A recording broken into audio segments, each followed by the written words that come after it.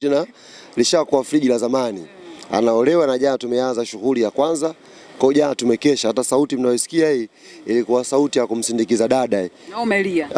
Asijalia, nimefurahia dada yangu kapata mwenza wake.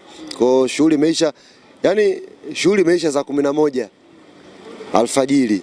Tukaenda kuswali, baada ya hapo pumzia kidogo, nimeenda airport moja kwa moja kuwahi mechi ya kwanza leo ya Yanga hapa, kuwahi shughuli za ufunguzi wa Kombe la Mapinduzi. Mbona shughuli za ufunguzi? Hasa kuna nini tena ndugu yangu Jeni, kama Yanga haijacheza kuna mashindano hapo? Ufunguzi alicheza Mlandege na Singida Black Stars. Ya kama Yanga haijacheza hamna mashindano. Mashindano yanaanza leo ambako timu kubwa tumefika, wachezaji wakubwa wamekuja. Hamjamuona Pakao mwenyewe?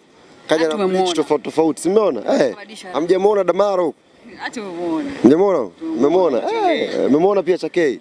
Leo mnakwenda kupata burudani sasa. Mnakwenda kuona wachezaji wakubwa na mashindano leo. Kama kuna sponsor alikuwa anajifikiria kulipa atalipa leo. Mimi nataka nidhamini sasa tayari. Timu kubwa ishakuja. Kwa nini? Kuna kitu gani ambacho unahisi Young Africans mnacho tofauti na timu zingine ambazo zimeanza kucheza mwanzo? Hii tumechukulia serious ya mashindano. Ndio maana tumekuja na full squad yote. Yaani waliokuwa Afcon ingetokea wametolewa makundi, leo mngewaona hapa jinsi gani tulivyokuwa tumelipania hili jambo. Kwa wachezaji wote wanatakiwa waje hapa kwa ajili ya kushiriki ile Kombe la Mapinduzi. Tunataka tulitumie ile kombe kama sehemu ya kutesti silaha zetu kuelekea Misri dhidi ya Al Ahly.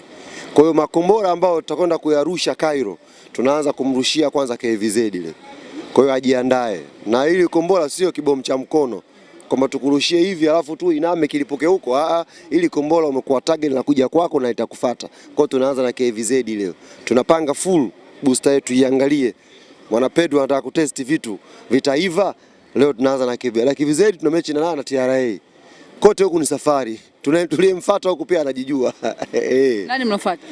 Sisi mwanzoni ni kama tunashiriki, hatushiriki. Watu wakathibitisha na sisi tunakuja Zanzibar wakajua kama Yanga hatuji. Kwa hiyo nitumie fursa hii kuwaambia wagawa utamu, wala utamu tayari tumefika na tupo tayari kwa ajili ya hiyo shughuli. Jana yako ametoka amekuachia jambo, nikaona pale amepost amevaa kanzu na wewe London Boy msemaji wa Yes, London Boy kwanza nikupe pole. Jana kafunga goli la offside, dunia imeona na nimwambie malalamiko yake